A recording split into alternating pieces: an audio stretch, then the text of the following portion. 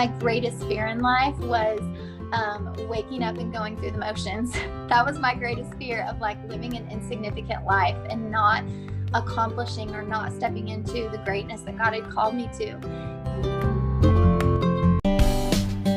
Hey y'all, and welcome. You're listening to the Cowgirl Confessions podcast. I'm your host, Dakota Dawn Johnson, small town cowgirl with Southern roots, blazing a trail as a Midwest ranch wife, mama, and businesswoman. The mission of Cowgirl Confessions is to share the wonderfully wild and Western life stories of cowgirls from all walks of life. We'll talk about the highs, the lows, and everything in between when it comes to navigating careers, cowboys, kids, and cattle. Legendary cowgirl Dale Evans said it best: "Cowgirl is a pioneer spirit, a special brand of American courage." The cowgirl faces life head on, lives by her own lights, and makes no excuses. Cowgirls take stands. They speak up. They defend the things they hold dear. A cowgirl might be a rancher, a barrel racer, a bull rider, or an actress, but she's just as likely to be a checker at the local Winn-Dixie, a full-time mother, a banker, an attorney, or an astronaut. If you're into wet saddle blankets, talks with God, buckets full of laughter, and the life lessons learned in the process, kick off your boots and settle in. I pray these stories encourage, empower, and give you just the leg up you need. Here's to embracing the cowgirl state of mind, no matter how wild and Western life may get along the way.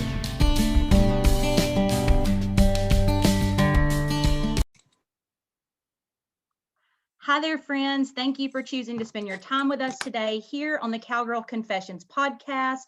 It's such a pleasure to have Sarah Neal of Muldrow, Oklahoma with us to share her story. Sarah is a business coach and beauty educator, married to a cowboy, and together they are raising some of the cutest kids I have ever seen. This episode is going to tug on your heartstrings and leave you with a smile. So make sure you have some tissues handy. Sarah, thank you for agreeing to share your story with us today, and I'm just really eager to learn more about you and your journey. Thanks for being with us. Hey, Dakota. Well, thank you so much for having me. I have just really been looking forward to this ever since you reached out. And I think that what you're doing is phenomenal. And, I love seeing your heart to share stories and just being a storyteller. I think that's such an amazing gift. I wish I had that gift. You have just made me feel so special from day one. And I love seeing you just celebrate and promote other women in the Western industry and just this way of life and how passionate you are about it. And I just appreciate the opportunity. So I'm excited. Well, thank you for your kind words.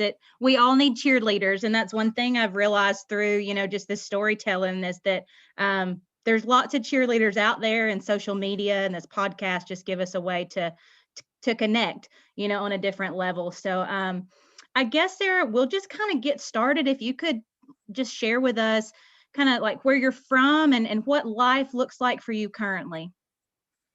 Sure. Yeah. So I'm originally from Claremore, Oklahoma, which is just a little town northeast of Tulsa. And I came from a rodeo family. I was raised in a rodeo family. My grandpa is in the Rodeo Hall of Fame. He was rodeoed in the PRCA. He was a bulldogger. He coached rodeo at the college level. And so I just grew up around it. I grew up loving horses, riding horses. I grew up competing.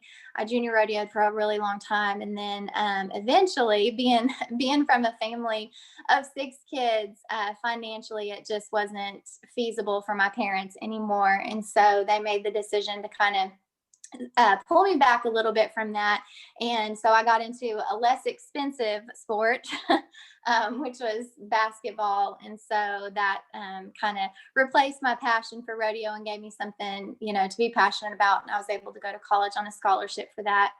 But the love for rodeo and the Western way of life, I just felt like it was bred into me, and it's something that I've always loved, something I've always appreciated. And what's so funny is, like, growing up, even though, after I kind of got out of it, a lot of people in my family still rodeo to this day, but there was always something in my heart that kind of like just drew me back to it. I don't know if you guys remember, or I'm sure everyone knows who the Pioneer Woman is. But somebody, Ree Drummond, and somebody bought me her book. And I was in college at the time.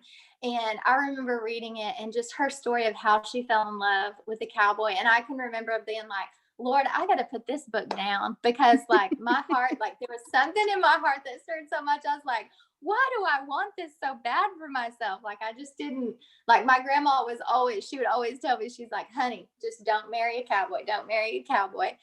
She's like, I don't know. I don't know if you want that life. Even though she loved it, she knew how hard it was. And she knew, she knew what a commitment it was and different things like that. And so she would tease and things like that. But when I read that book, it was just weird how, something just started in my spirit. And so even though I never saw myself going back into that lifestyle, God had a different plan. I think that was kind of his way of just preparing my heart for the plans that he had for me in the next season of life. And so after college, I moved to before college, I moved to Washington, D.C. That's where I did my first internship for a corporate PR firm there. My degree is in journalism and PR.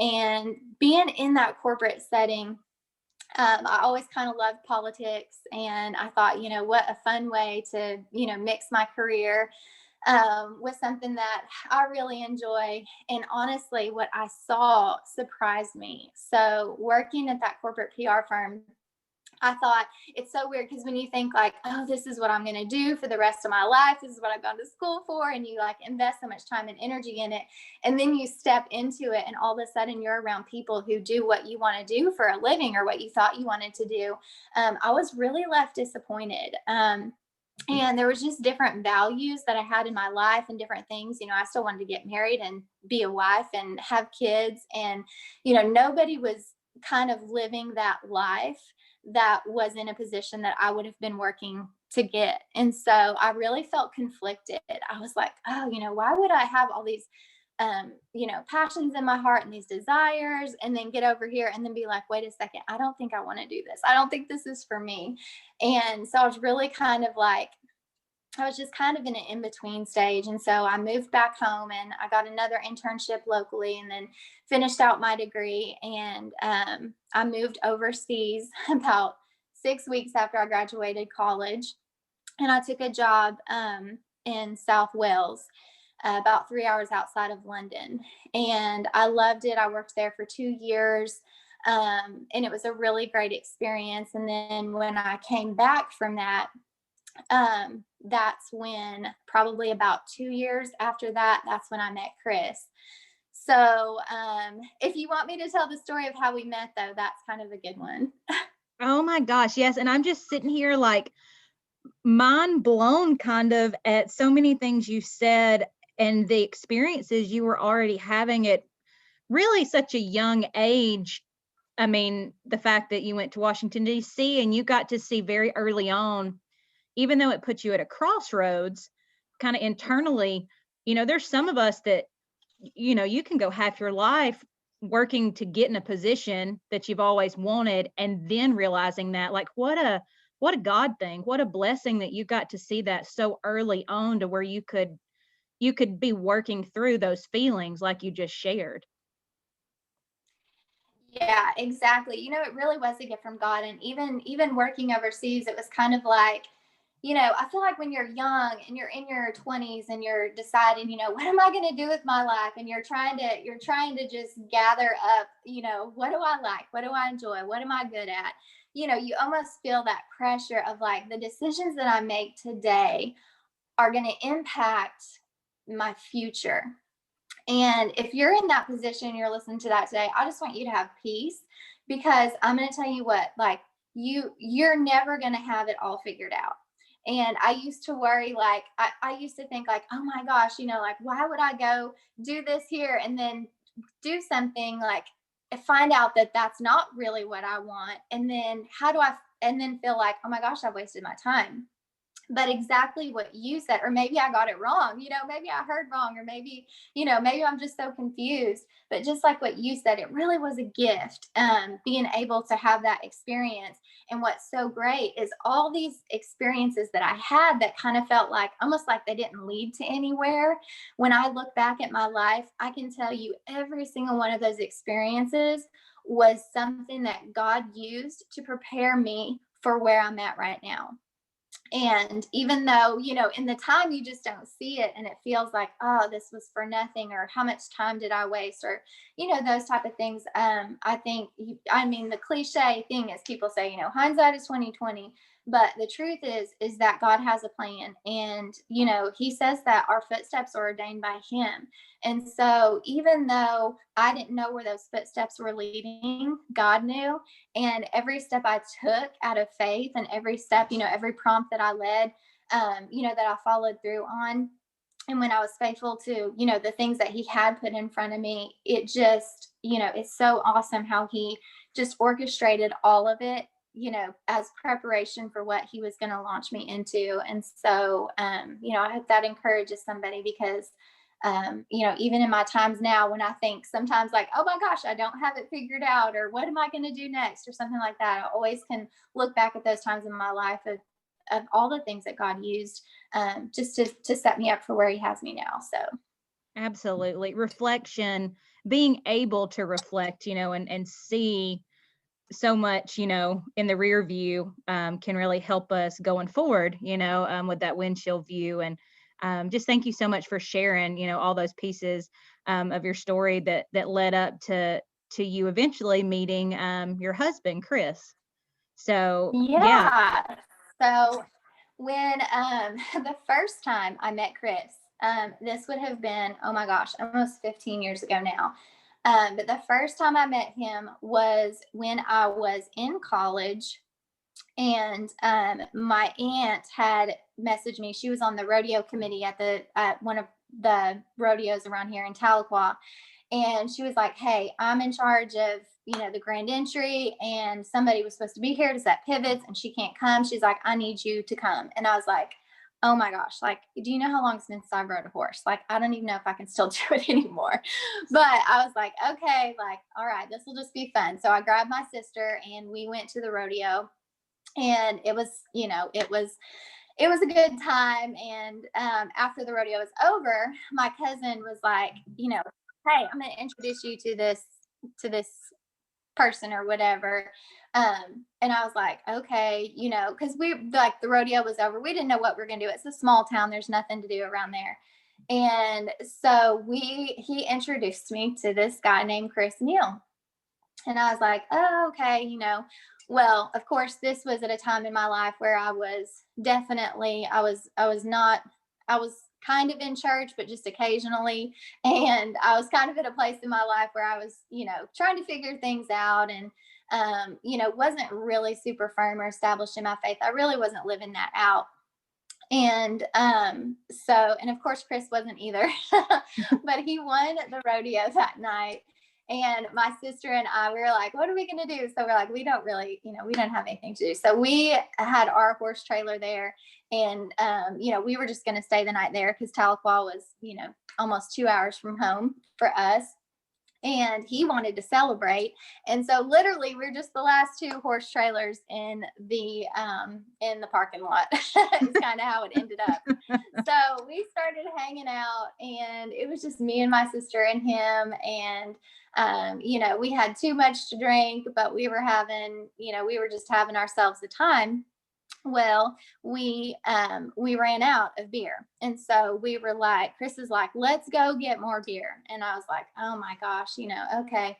So we get in his truck and I drove, and we just went to the little gas station that was just right up the way.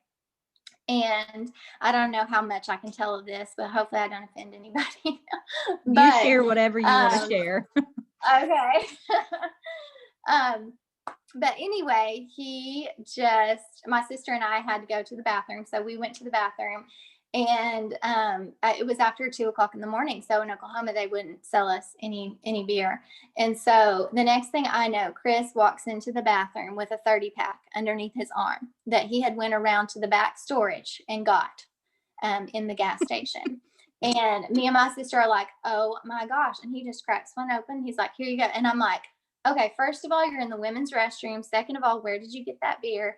And then the next thing I know, the manager is beating on the bathroom door, and he's like, I saw you go in there with that. He's like, I've already called the cops. And I'm like, oh my gosh, like I cannot go to jail. Okay. So my sister and I, we were just like panicked. We run outside. So me and Chris are like, we're out of here. Okay, we are out of here. So I'm like, Chris, get in the truck, get in the truck. And so me and him run, and we get in the truck. My sister, God love her, she's so honest and so good-hearted. Like she did not want us to steal the beer. And so she was trying to pay for it. She had Chris's wallet. She was trying to pay for it. And the guy at the front, he's like, I've already called the cops. He's like, y'all are going to jail. And Jessica's like literally throwing money on the thing, like, just please take this. And so I ran in there, and I'm like, Jessica, get in the car. Like, I'm not worried about paying for this, but I'm like, we're not going to jail. So she jumped in the truck and we drove back to the arena as fast as we could. And as soon as we pulled into the arena, here come the sirens. And so I just saw police cars, and I was like, oh my gosh, my life is over. Like, my parents are going to kill me. Like, I just started thinking of all the worst things, like who's going to bail me out of jail. And so I just killed the engine, and they, instead of pulling into the arena, they pulled into the gas station. And I was like, nobody move, like nobody say anything. And so we sat there for a minute until they left. And anyway, we got away with it. But we went back to his horse trailer, and, he was just on cloud nine. He was just still going to have a good time. He was going to party. He was going to celebrate. And I looked at my sister and I said, we are getting out of here. I said, this guy is trouble. Like, I don't care if he's got his name all up on the side of his horse trailer. I don't care who he is. I was like, this ain't happening. And of course, that was back in the day before, Facebook and all that kind of stuff. So we didn't even exchange numbers. We couldn't follow each other or anything. There was no social media. So anyway, that just ended up being this funny story that my sister and I told, like, oh, remember that night we ran from the cops and, all this other stuff. And so 6 years after that, obviously a lot had transpired. I had done my internships. I'd lived overseas. I'd graduated college. I'd done all those things we already talked about. And I was at a really good place in my life, just in my relationship with the Lord. And I was on staff at a church, and, I was just at a very surrendered place in my life. And what was so cool is, every day when I went to work, I did some like media type of stuff for the church, and I had an office there. And so every morning when I would go to the office, I would just be the only one there. And the things that impressed upon my heart that I was praying for was I wanted a career. I wanted a career opportunity because I knew I wasn't going to work at the church forever. I wanted a husband. I was 27 at the time. And I also wanted a mentor. I had a desire in my heart to be in business. And I'd had a word over my life that I was going to be in business. And I just was like, okay, Lord, these are the things you've put in my heart. This is what I'm going to pray over every day. And I just showed up to work and I just prayed over it, not really knowing how that would manifest or what that would look like. And so one day, the Claremore Rodeo, the Will Rogers Rodeo, on Memorial Day weekend, my sisters were like, let's go out. We're going to go to the rodeo just for kicks. And then we're going to go we call it the Racino, which is like our casino place where we live. Like, we're going to go there afterward. And I was like, well, okay, but I wasn't really into it. I was just kind of like, I don't really have anything else to do, so I'm going to go. And so I didn't go to the rodeo, but I met him up at the casino afterwards. And Chris had won the rodeo that night. And he was supposed to meet up with some friends in Tulsa, and that didn't work out. So he was headed back to Muldrow. And on his way back to Muldrow, he sees the Racino over on the left, and there's cars out there. It's just, not really popping, but like, he's like, I just won. I'm going to go in here and, have a drink or celebrate or whatever. I'm going to see what's going on. He didn't want to just go home. And so he pulls in there, And he walks into that casino, and I was kind of over on the dance floor area, but he said I was sitting on top of a table, and I was just sitting there hanging out. My sisters and everybody was all dancing, and I was just sitting there by myself. And he said, I saw you, and I just walked right over to you. He said, I just knew I was going to, buy you a drink. He said, if I could have picked one person out of that room, it was you. And so he came over to me, and he asked me if he could buy me a drink. And I'm telling you, I would have never picked him out of the room. I would have never recognized his face, but I recognized his voice. And I said, I said, what's your name? And he said, Chris Neal. And I said, I thought so. I said, you don't remember me, do you? And he said, no, I don't. And I could tell he got real nervous. And I said, well, let me remind you. And so I told him about that night. I reminded him, and he goes, oh my God, that was you and your sister. And I said, yes. And he was like, oh my gosh, I'm so sorry. He just went to apologize. And I was like, no, it's all good, but I just kind of had him pegged in the beginning, of who he was and what he was about. And so anyway, we just kind of had a good time that night and reconnected. And for whatever reason, I did give him my phone number that night, but with no intention of following through or anything like that. And if anybody listening to this knows my husband, they know that he is the most persistent person on the planet, and he knows how to get what he wants. That's why he's so good in business. But he's so persistent. And so after that night, he would call me, and I was just like, I said, in such a good place in my relationship with the Lord, where I was just like, God, this is the last thing I need is some little cowboy Casanova trying to call me and take me out to dinner. And like, this is not what I'm about, like, at all. Like, I want a man of God. I know exactly what I want. I know who I want. I'm like, I got the highest standards, and he don't even come close to touching them. And so I just kept kind of before the Lord, but I kind of wrote it off, like, this is not going to go anywhere. It's not that big of a deal, all that kind of stuff. So anyway, he was so persistent, and he kept calling me, and he kept calling me and kept calling me. And so I was like, oh my gosh. And so finally he was going to be in my area, and he's like, can I just take you out to dinner? And I was like, sure. So I agreed to go out with him. It was on a Tuesday night. And we went and shot pool somewhere, and we ate dinner. There was nothing to do. And so, but we just had the best time. Like, we laughed. I can't even describe it. It was like a night out with my best friend. And it was the weirdest thing. But he said in his mind, he said, I knew from that Tuesday night, he said, I knew that I was going to marry you. And of course, I did not know that early. I was not convinced. But he pursued me very hardcore. And we kind of kept talking, and it got to the point where I was like, I could tell he was really serious, and he was all about it. And my heart was just like, God, I don't know, like, how could this be what you have for me? This is not what I pictured, different things like that. But I was like, Lord, if I'm not going to make a move unless you confirm this for me, or unless I feel like this is truly the direction that you're leading me. And so I'll never forget, we were in his horse trailer one time after a rodeo, and he was like, I wish you would just give me a chance, just give me. And I said, look, I have to be honest with you. I said, I know exactly what I want in a man. I've waited a really long time. I'm not settling. And I just kind of laid down the law, and I said, look, this is what I want. I need a man who is going to church. I need a man who loves God more than he loves me, who pursues him first. I want a man who tithes. I'm like, listing off all these things that I'm sure he made him want to throw up at the time. But I said, this is what I want. And he just looked at me, and he said, will you give me a chance to be that for you? And it makes me emotional talking about it. Yeah, I'm like teary-eyed over here too. In that moment, yeah, I said, okay, I'll give you a chance. And honestly, from that day, he never disappointed me. He really stepped up. And the way he tells it, he said, I'm telling you, he said, there's only one girl out there for every man that would make a man change. And he said, you were that person for me. And he said, I knew it. He said, I knew I couldn't let you go. And so that was kind of the beginning of our journey. And we were engaged within 6 months and married within a year. And we moved here to Muldrow, and we had our little single wide house trailer that he had lived in for probably 15 years before he met me. So I really just moved from one house trailer to another. His house trailer was a lot nicer than mine.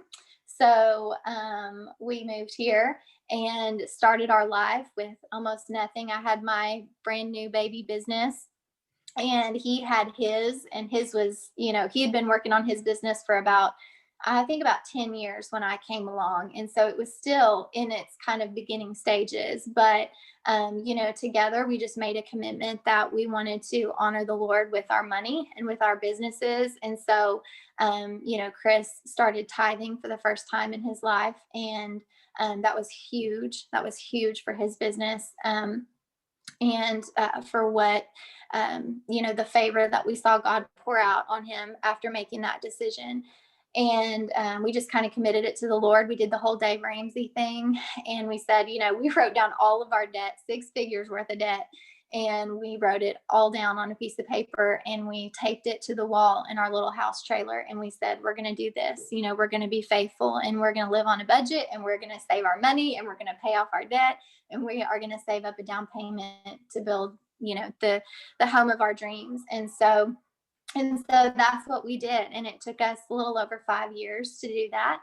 And a lot kind of happened along the way. I don't know how much you want me to share, but do you want me to share a little bit about our kids and kind of that journey? Yeah, I would love that. And before you do, I just want to say, totally, my husband and I, we did the Dave Ramsey course through our church right before we got married. And it was, I know what it's like too, to write down, and you got 6 figures on that sheet, and then you just go to hammering it out.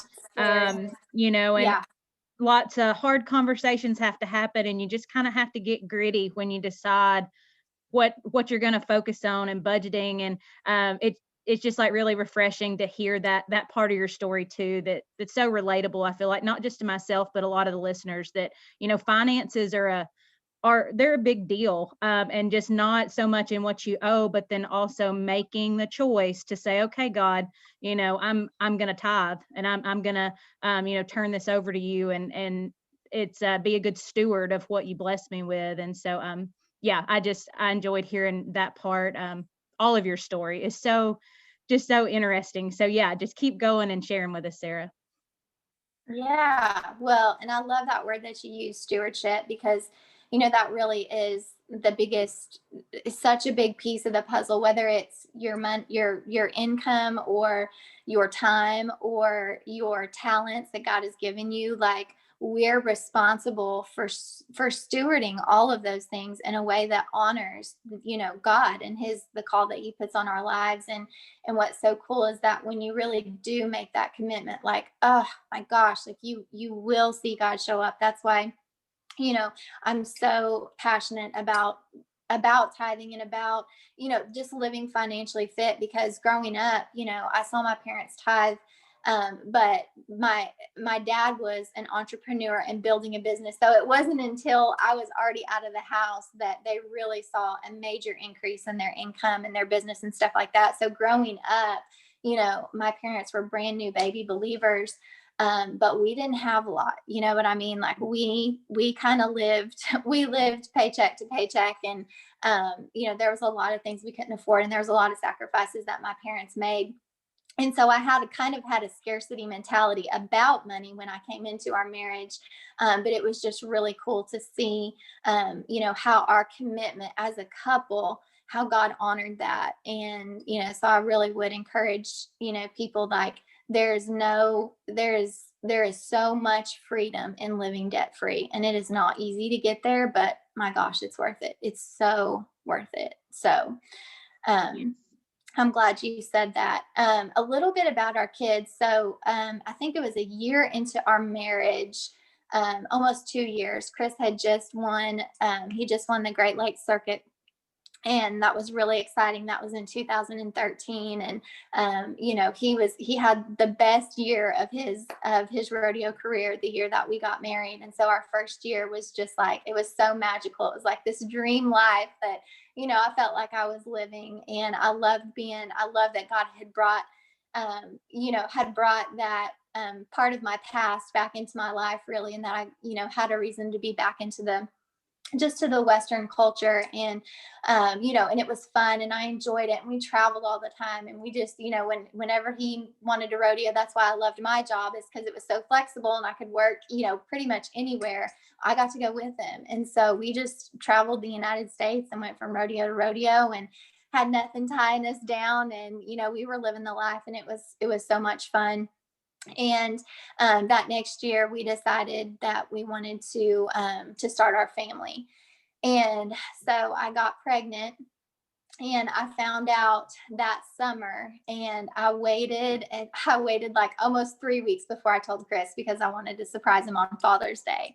And it was so fun. It was on a Sunday, and we got we got up, we got dressed and ready for church that day. And him and I, we kind of had this fun thing between us where we love fortune cookies. And so we always like open our fortune cookies together, and it always like never fails. It's always like almost feels like a word from the Lord, or just like something that's so relevant to where we're at. And so we've always loved fortune cookies. That's just something we've kind of done together. So I had these special fortune cookies made. And so I had actually lied to Chris, because, I wasn't not trying to get pregnant, but at the same time, like we were tracking it, Mm-hmm. and, I was like late for my period and all this different stuff. And I told him, I was like, man, I'm late. And he's like, well, have you taken a test, blah, blah, blah. So anyway, when I found out, I was 7 days late, and I was driving back home to meet him. And I was like, I just have to know. So I pulled into a Walgreens, and I took a pregnancy test in the bathroom of the Walgreens, and it was positive. And I was like, oh my gosh, like my heart just like filled with so much joy. So I was so excited, but I couldn't wait to tell him. But I'm like, no. So I just got this whole plan together. I'm going to tell him on Father's Day. So it was the hardest thing ever to keep that secret to myself for 3 weeks. But I had these special fortune cookies made that said, so I lied to him, and I told him, I was like, nope, I started, it's all good, and I just told a little fib. But on the inside of the fortune cookie, it said, I lied about my period, happy Father's Day. And so I gave that to him that Sunday morning before we went to church, and I videoed it, and it's one of the most precious videos. But he was really excited. I think at first he was really scared, and then once he started being able to tell people, like he got so excited to tell his mom and to tell his sister. And he went from being really scared to really proud all in the same day. And so it was just a fun memory that we had together. And so I had a great pregnancy. And it was just everything that you think. We did all the pictures, and we did the baby announcement, and we planned this big huge gender reveal, and like put it out on Facebook for like literally thousands of people watched it. People were just celebrating with us, and it just felt like the next step in this like storybook life that we were building together. And so we were obviously elated. We were so happy. We picked out his name. His name was Cross. And 35, almost 36 weeks into my pregnancy, I had went for a checkup, just a regular checkup, and everything was just wonderful. We heard his heartbeat, and I'd had a super healthy pregnancy. And then the next day I woke up, and he had not been moving. And so I was just like, oh my gosh, babe, like something's wrong. So anyway, long story short, we went to the hospital, and he had in fact already passed away. There was no heartbeat. And I just remember the Sunday before that, we had started going to a new church, and the message was titled, When God Doesn't Make Sense. And I remember sitting in this brand new church. It was our first time ever there, and listening to that message. And it was all about, when things happen in our lives that are disappointing, or that, you ask like, why do bad things happen to good people? Why do we suffer? Why does God, allow things to happen to us that are tragic or heartbreaking, or, and how do we deal with that from a spiritual place and from an emotional place? And it was just such a profound message. And I just remember sitting there thinking like, God, I cannot wait to share this with somebody. Like, I cannot wait, the next time that I know when somebody has tragedy or loss or whatever, like it was kind of one of those messages you just like put in your back pocket, because like I'm going to pull this back out when it's needed. And sure enough, And part of the message was being able to say, like, I still trust the Lord, like, essentially, no matter what happens, believing that God is good, even when your circumstances aren't, and that He's sovereign, and that He loves us, and that no matter what, we can trust Him. And so, what I didn't know was that message was God's way of preparing my heart for what Chris and I were about to walk through.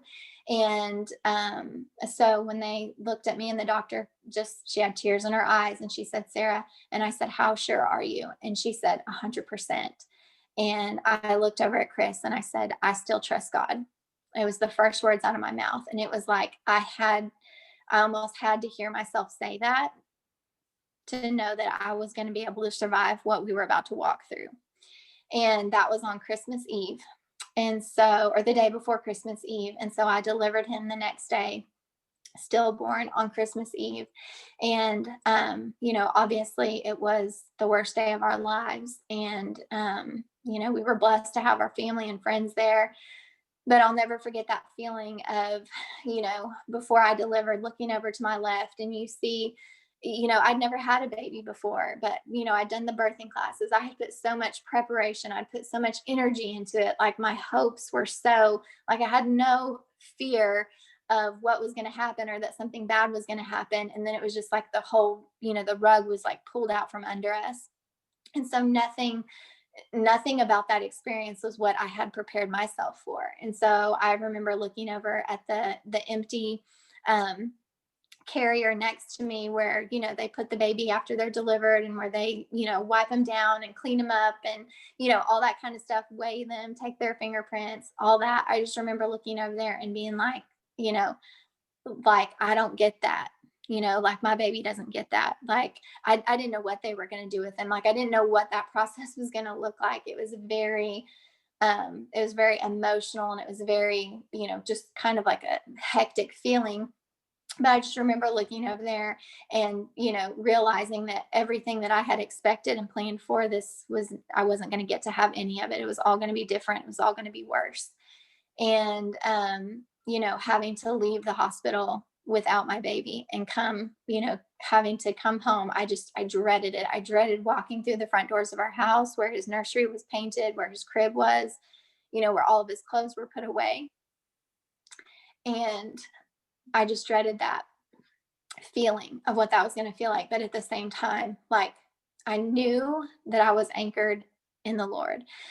But at the same time, I did not know how I was going to survive, or what that process was going to look like. And so I'm so thankful, that Chris was there to walk with me, through that. And he was extremely supportive. And, I remember him and I, just a few days after it had happened, looking out the window at our, the back part of our property, out of our little house trailer, and him just saying, like, Sarah, we have to keep living. Like, we can't stop living our lives.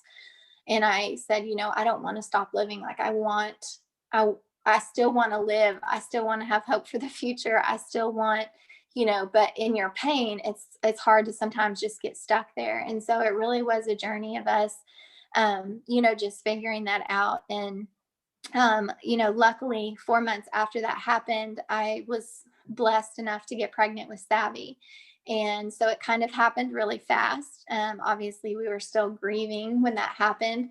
But she was just an absolute gift from God. And Chris, in that season of his life, laid down everything for me. And, I thank God for that all the time, because, when the word talks about, that a man would lay down his life for his wife, a husband would lay down his life for his wife. It doesn't necessarily mean just take a bullet for them, which we know they would, but it basically means to live sacrificially for them, to lay down, what matters to them. And, Rodeo was his life. It was everything to him.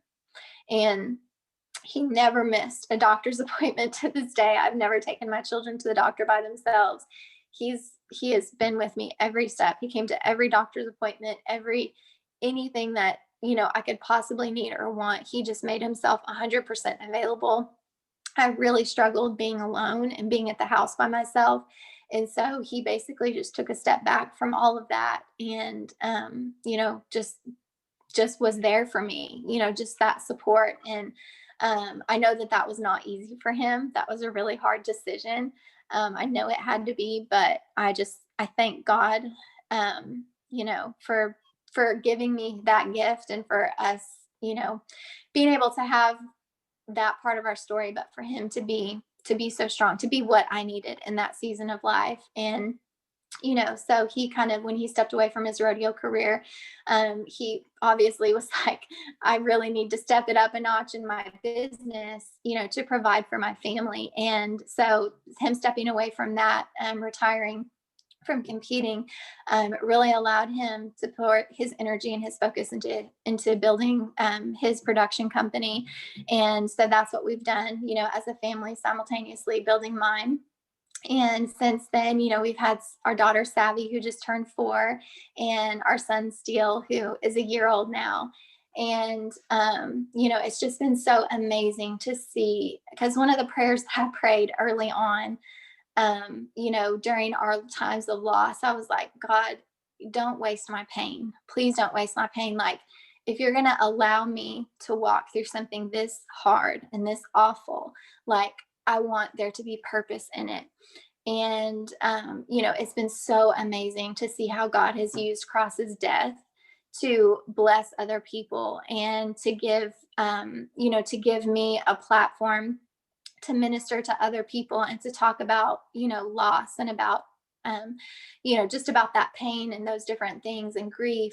And to be able to walk through that process with other people, and the whole time, pointing to the Lord. And one thing that people always ask me, like, do you think that God caused your son to die? And I said, no, I don't believe that God, causes anything, tragic like that. But did he allow it? Yes, he did allow it. I remember thinking when I was pregnant and when I was about to deliver, like, God, you could still do a miracle if you really wanted to. Like, my son, I could deliver my son and he could start breathing, because I know that you can raise people from the dead. Nothing is too big for you. But in my heart, I knew that he wasn't going to. I knew that he was allowing me to walk through something. And, for whatever reason, because I trust God and because I trust his sovereignty, I was not happy about it. It's not what I would have chosen for myself, obviously. But I've learned that if he allows us to walk through something, that that it's not for nothing, that he will bring beauty from ashes, just like his word promises, that he'll be strength in our time of despair. And during that whole process, I clung to the Lord, and I, in a way that I never had felt like I needed him that much in my entire life. And even though I couldn't always pray, even though I couldn't always worship, even though, my heart was broken and sad, it was like I don't want to say never questioned him, but I never turned away from him. He was like closer to me in that season than I can even put into words. And so it was such a gift being able to walk through that, when it's all said and done. And I know that sounds weird, of like, how could you say that that's a gift of, walking through that, losing your son, but just to see what God has done in my family through it. And, in the platform that he's given me, and just the message of, Cross's life and, different things like that. It really has been a gift in so many ways. And so, I always try to encourage people that are walking through, hard stuff, of like, just pray that prayer. God will not let your pain go to waste. Like, he truly does work all things according, for our good, according to those who are called to his purposes. And, his promises are true, and his word is firm, and we can stand on it even when everything else is shattering. And we don't have to understand it. We don't have to agree with it, but, that doesn't change who he is. And it doesn't change, that he is a good father. So, I've learned so much through that process. And, the season that we're in right now is really, it's fun, but it's also, I've learned so much just in the last 2 years, like you and I were talking about, of just being a mom, working from home with little ones, and having a husband who's running this business. And, running my own personal business, and really trying to navigate all those areas. And so God's just really given me a passion in my heart for kind of sharing with other women what that looks like, because I know that I'm called to business, but before that, I'm called to God, and I'm called to be a wife to my husband and a mother to my children, and that's the most important titles in my life. And so I think as women, if we choose to be in business, or we choose to have careers, outside of just our family, it sometimes can just feel like, this chaotic balance of, how do I figure it out, and where do I put my time, and what does this look like, and how do we live, how do we work and live and honor the priorities of what God has put in our hearts and the call that he has put on our life. And I feel like so many women today do feel called to something just outside of the home, just outside of being a wife and a mom. And sometimes it's because we need the income, and sometimes it's just what God has designed us to do. He's designed us for something, he's created us for more. And so sometimes walking that out can be really tough and confusing, and like I said, chaotic with kids. But I really have learned so much, and that's something that just as you and I talked about, would love to come back and just kind of share with your followers, just some real meat and potatoes as far as running a successful business, with honoring the priorities of what God has called us to within our four walls as well. Oh, Sarah, I feel like, girl, we just went to church. That's what just happened on this podcast. We just all went to church, and my shirt's wet, and good thing I had on waterproof mascara, because your story, it touched my heart, and I warned everybody. I knew it was coming, that they better have some tissues close. But it also just makes me smile. Sorry, I'm getting super emotional too. But you just have such an amazing story, and I'm just so thankful that you're choosing to share it. Like you said, not let it go unused. Okay, I'm gonna try to get it together now so we can get not get to the next part, but I do, before we finish today, because we're gonna have another episode, like we talked about, where you're really gonna dive into business strategies, and how to navigate having small children and building your business, and what's really working for you. And I'm so excited to learn from you and be able to share that with the listeners. But you've mentioned, Chris is in the production side of things, in the Western industry, super well respected, and has put on some amazing events there. And I have no doubt that, you've helped in different roles, make all that come together. But you've mentioned your business a few times. So can you share with the listeners, just give them a little snippet of your business, what you do through it, and then we'll fill them in a little bit more on how you make it all work on the next episode. Yeah. So I work for a skincare and cosmetic company out of Dallas, that is in almost 40 different countries now, but that is kind of our home base. I'm sure lots of your listeners have probably heard of it. It's Mary Kay Cosmetics. And what's so crazy is that when Chris and I met on our very first date, he was like, you need to talk to my sister, because his sister is like in the top. She's like, the position that she holds within our company is there's less than 200 people in all of the United States who hold this position. So she's like a really big deal. And he just was like, I really feel like you need to talk to her. And I put it off and I put it off. And when he told me what she did, I was like, oh, like, isn't that kind of like for old ladies? And I was like, I didn't go to school for 5 years to sell lipstick. Like, I can't think of a more superficial job than, selling lipstick. And so I was really kind of turned my nose up about it. But just like God does, when I told you I would go to work every day and I was praying for a career, a husband, and a mentor, God delivered all three of those things to me on the same day when he brought Chris into my life. And so he brought me the husband, he brought me the business opportunity, and he brought me the mentor, which was his sister, Crystal Warner. And it was amazing, to be a part. The thing I loved most about the company, I never even tried the products before I started, but the fact that their priorities were God first, family second, career third, and that the whole company operated on the golden rule. And so the values of what they stood for really resonated with me and who I was and what I wanted to do in the world. And so even though I never thought that skincare and makeup would be the vehicle, God has used this business opportunity to give me the opportunity to lead other women. And that is what I'm truly passionate about, is helping women to just really unleash and unlock the potential and the things that God has created them for. My greatest fear in life was waking up and going through the motions. That was my greatest fear, of like living an insignificant life and not accomplishing or not stepping into the greatness that God had called me to. And I see it in women all the time. And I see when they lose hope, and I see, those dreams that they had in their heart, or the things that they want to be able to do for their families, and they just don't know how to get there. And this business opportunity has really created an avenue for me to mentor and to coach women in business so they can, change their financial situations, so they can grow their self-confidence, so they can really discover and tap into the gifts that God just hardwired into them, for the purpose of serving other people. And that's what our gifts and our talents and our passions are all about. When you think of, what is my purpose? What on earth, what was I put on this earth to do? It will always answer the question of, how do I serve others? And that's where you find your passion. That's where you find your purpose. It will always be for the sake of serving other people.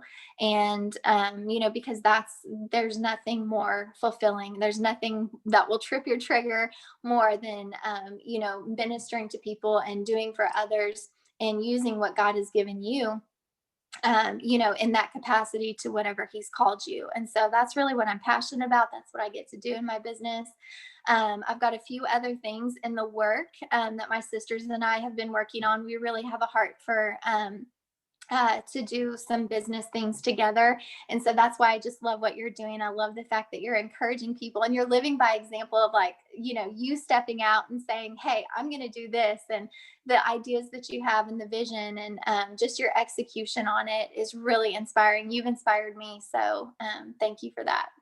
Oh, well, thank you so much, Sarah. And I'm just excited about, having our next episode too, where you can share, like you said, the meat and potatoes behind, your business and how it's working in the lives of others. And just so enjoyed, getting to learn from you today and hear more of your story. And, we laughed together, we cried together, and that's what, it's so good. It's so good.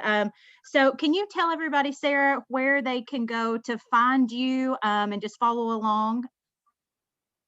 Yeah, so you can find me on Instagram at the Sarah Neal with 2 underscores, and on Facebook just Sarah Neal, and that's pretty much where I am virtually on those 2 platforms, mostly just with my business and with our family. So yeah, that's where you'll find me and my kiddos. That's what you'll probably see the most of on there. Oh, they're so cute. And yeah, I'll definitely put this in the show notes, along with the website where you guys can go to check out, the Rising Stars roping that, her husband, Chris, Yes. puts on. And there's some other great events that he has started as well outside of the Rising Stars, but I'll put all that in the show notes, and you guys stay tuned because we're going to have a second episode, where Sarah, shares so many tips and strategies about how, just really to get to the meat and potatoes of your business and honoring God and your family while doing it. So Sarah, thank you again for joining us today. Absolutely. Thank you, Dakota. It was an honor. I had so much fun.